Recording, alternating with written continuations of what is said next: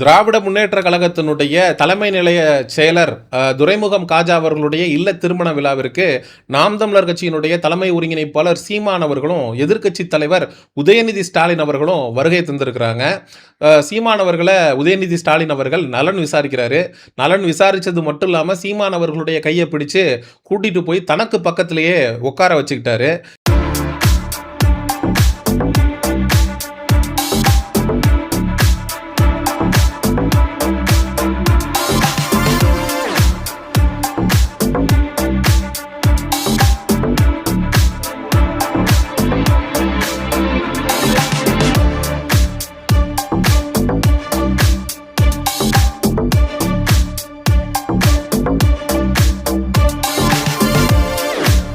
இது தமிழக வெற்றி கழகத்தினுடைய கும்பலுக்கு நடுவில் மிகப்பெரிய அளவில் விவாதத்தை ஏற்படுத்தியிருக்கு.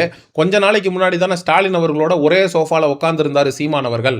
அப்பயே நாங்கள் ஸ்டாலின் அவர்கள்ட்ட சீமான் பெட்டி வாங்கிட்டாரு, அதற்கான விசுவாசத்தை சீமான் ஸ்டாலின் கிட்ட காட்டுறாரு அப்படின்னு இல்லாத அவதூற பரப்பணுமா இல்லையா? இப்போ மறுபடியும் உதயநிதி ஸ்டாலின் அவர்கள் சீமான் அவர்களை கையை பிடிச்சி கூட்டிட்டு போய் தனக்கு பக்கத்திலே உட்கார வச்சுக்கிறாருன்னா என்ன அர்த்தம்? என்ன அர்த்தம்னா, எதிரிகள் கூட மதிக்கத்தக்க ஒரு தலைவனாக சீமான் இருக்காருன்னு அர்த்தம் அப்படின்னு இந்த தாவேகா கும்பலுக்கு சொல்லி புரிய வைக்கிறது யாரு? சரி, ஸ்டாலின் அவர்களோட ஒன்னா சோஃபால உட்கார்ந்திருந்த சீமான் அவர்களை ஸ்டாலின் கிட்ட பெட்டி வாங்கிய சீமான் அப்படின்னு இந்த தாவேகா கும்பல் அவதூறு பரப்புச்சு. இப்போ உதயநிதி ஸ்டாலின் பக்கத்துலயும் சீமான் அவர்கள் ஒன்னா உட்காந்துருக்காரு. உதயநிதி ஸ்டாலின் கிட்ட இருந்து சீமான் பெட்டி வாங்கிட்டாரு அப்படின்னு தானடா அவதூறு பரப்ப போறீங்க.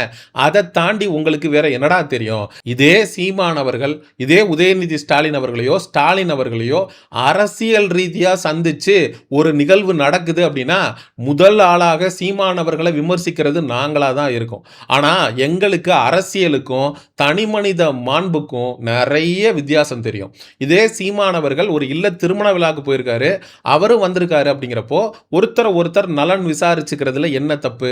ஏதோ ஒரு மூலையில ஒரு குடிகார நாய் இருக்கும். அந்த குடிகார நாயுடைய வாழ்க்கை லட்சியமே டெய்லி குடிக்கிறதா இருக்கும். அந்த குடிகார நாயே பார்த்தீங்கன்னா ஒரு கட்சிக்கு ஆதரவு கொடுக்கும், ஆனா எல்லா கட்சிக்காரங்க கூடயும் பழக்க வழக்கம் வச்சிருக்கும். ஒரு குடிகார நாயே எல்லாரோடையும் பழகலாம், மற்ற கட்சிக்காரனை மச்சான் மாப்பிள்ளைன்னு கூப்பிடலாம் அப்படின்னு யோசிக்கும் போது ஒரு கட்சியுடைய தலைவர், ஒரு நாம் தமிழர் கட்சியினுடைய தலைமை ஒருங்கிணைப்பாளர், இன்னைக்கு தமிழக இளைஞர்களுடைய ஒற்றை நம்பிக்கையாக இருக்கக்கூடிய சீமானவர்கள் மற்ற கட்சி தலைவர்களோடு ஒரு நல்ல உறவுல இருக்கணும் அப்படின்னு நினைக்கிறதுல என்னடா தப்பு?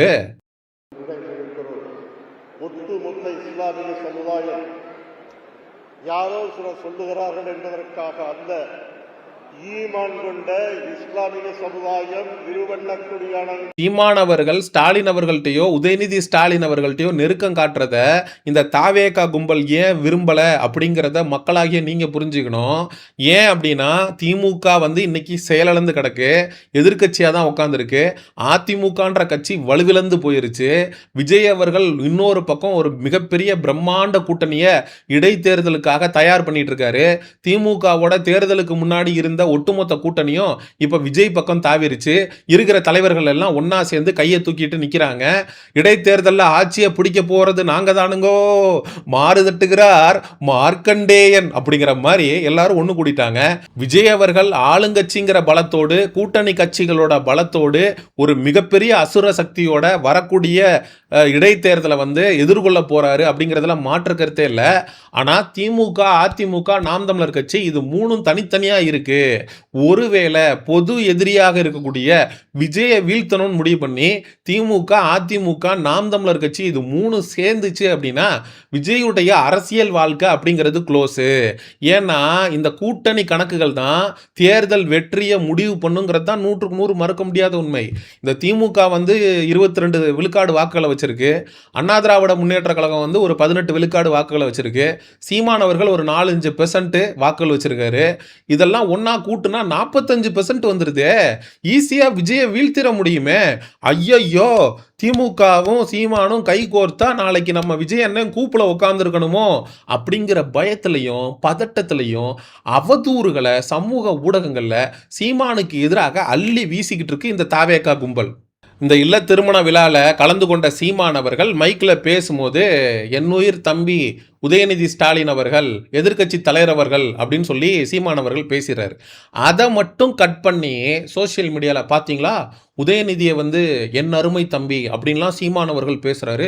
இவங்க 2 பேருக்கும் நடுவில் லிங்க் இருக்குது, மறைமுக கூட்டணி இருக்குது. ஏண்டா அவர் தான் நேரடியாக மைக்கிலேயே என் ஆருயிர் தம்பி உதயநிதி எதிர்க்கட்சி தலைவர் அப்படின்னு பேசுகிறாரேடா. ஏண்டா சீமான் அவர்கள் அழைப்பின் காரணமாக அந்த இல்ல திருமண விழாவுக்கு வர்றாரு. அப்படி உதயநிதி அவர்கள் சீமான் அவர்களை பார்த்து கையை பிடிச்சி கூட்டிகிட்டு போய் தாம் பக்கத்திலே அமர வச்சுக்கிறாரு. அதற்கு வந்து உதயநிதி ஸ்டாலின் அவர்களுக்கு வந்து ஒரு நன்றி சொல்லக்கூடிய விதமாக அவருடைய பேரை சீமான் அவர்கள் வந்து உச்சரிச்சிருக்காரு. இதுல என்ன தப்பு இருக்கு? இன்னொன்னு, அதுக்கப்புறம் சீமான் அவர்கள் பேசினதை இவங்க போட்டு காட்டவே இல்லை. உதயநிதி ஸ்டாலின் அவர்களோ இதே ஸ்டாலின் அவர்களோ ஒரு திருமணத்துக்கு போறாங்க அப்படின்னா தொடர்ந்து எதிர்க்கட்சியை பத்தி அரசியல் ரீதியா நிறைய பேசுவாங்க. ஆனா சீமான் அவர்கள் அரசியல் ரீதியா பேசவே இல்லை.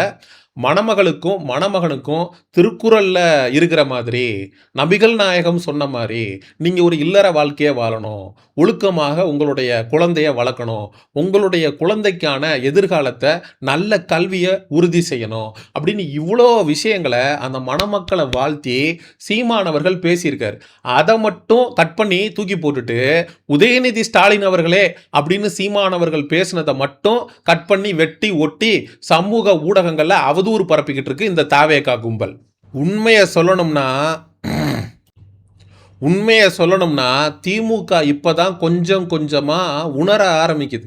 துரோகத்தினுடைய வலி எப்படி இருக்கும் அப்படிங்கிறது திராவிட முன்னேற்ற கழகத்திற்கு புரிய ஆரம்பிக்குது. ஏன்னா வைகோலேருந்து திருமாவளவன்லேருந்து சிபிஐ, சிபிஎம், ஐயுஎம்எல், காங்கிரஸ் அப்படின்னு ஒட்டுமொத்தமாக எல்லா கட்சிகளும் திமுகவிற்கு பின்னாடி குத்திட்டு பின்வாசல் வழியாக பின்னங்கால் பிடனியில் பட தாவேகால போய் இணைஞ்சிருச்சு.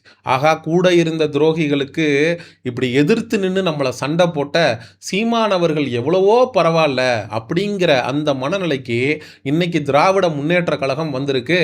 அதனுடைய வெளிப்பாடு தான் சீமான் அவர்கள் மீது இதே ஸ்டாலின் அவர்களும் உதயநிதி ஸ்டாலின் அவர்களும் நெருக்கம் காட்டுவதற்கு ஒரு முக்கிய காரணமாக அமைந்திருக்கு. ஸ்டாலின் அவர்களே வந்து சீமான் அவர்களை தனக்கு பக்கத்தில் உட்கார வச்சு ரொம்ப மரியாதை கொடுத்துட்டாரு. அதனால் வந்து நம்மளும் சீமானுக்கு மதிப்பு கொடுத்து தான் ஆகணும் அப்படின்னு உதயநிதி ஸ்டாலின் அவர்கள் வந்து அப்பாவே மதிக்கிறப்போ நம்ம மதிச்சாகணும் அப்படிங்கிற கட்டாயத்தினால சீமான் அவர்களை வந்து கையை பிடிச்சி கூட்டிகிட்டு போல, அவருக்கு கொடுக்க வேண்டிய மரியாதையை கொடுக்கல. உதயநிதி ஸ்டாலின் அவர்களுக்கு வந்து முன்னாடி இருந்தே சீமானவர்கள் மீது அவர் வந்து ரொம்ப மரியாதையாக இருக்கக்கூடிய ஒரு நபர் தான். சீமானவர்களுடைய டயலாக்கெல்லாம் அவர் வந்து பல இடங்களில் ப்ரெஸ்ஸில் வந்து பேசியிருக்கிறாரு. வாய்ப்பில்லை ராஜா அப்படிங்கிற வார்த்தையெல்லாம் பயன்படுத்தியிருக்காரு. அதனால் திமுகவிற்கும் நாம் தமிழர் கட்சிக்கும் போட்டி தான். அவங்க வந்து நமக்கு எதிரி தான். கருத்தியல் ரீதியாக, கொள்கை ரீதியாக திராவிடத்தை தமிழ் தேசியம் எதிர்க்குதுங்கிறதுல மாற்று கருத்து இல்லை. ஆனால் அதையும் தாண்டி தனி மனித உறவு அப்படிங்கிறது ஸ்டாலின் அவர்களுக்கும் உதயநிதி ஸ்டாலின் அவர்களுக்கும் சீமான் அவர்களுக்கும் ரொம்ப வலுவாக இருக்குது அப்படிங்கிறதையும் நம்மளால் பார்க்க முடிகிறது. சரி, மக்களாகிய உங்கள்கிட்ட கேட்குறேன், சீமான் அவர்களும் உதயநிதி ஸ்டாலின் அவர்களும் சந்தித்துக்கிட்டது ஒரு கல்யாண நிகழ்வின் போது இந்த சந்திப்பை வந்து நம்மளால் அரசியலாக்க முடியுமா? அப்படியெல்லாம் இல்லைப்பா, அரசியல்வாதிகள் எங்கே சந்திச்சுக்கிட்டாலுமே அது அரசியல் தான், அவங்க அரசியல் உள்நோக்கத்தோடு தான் சந்திச்சுப்பாங்க அப்படின்னு நினைக்கிறீங்களா? இந்த சந்திப்பை பற்றி மக்களாகிய நீங்கள் என்ன நினைக்கிறீங்க அப்படிங்கிற உங்களுடைய கருத்துக்களை மறக்காமல் கமெண்ட் செக்ஷனில் சொல்லுங்கள். சமூக நிகழ்வு, அரசியல் சார்ந்த பதிவுகளுக்கு சயோனிசம் சேனலை சப்ஸ்கிரைப் பண்ணுங்கள். அடுத்த ஒரு காணொளி பதிவில் சந்திப்போம். நன்றி, வணக்கம்.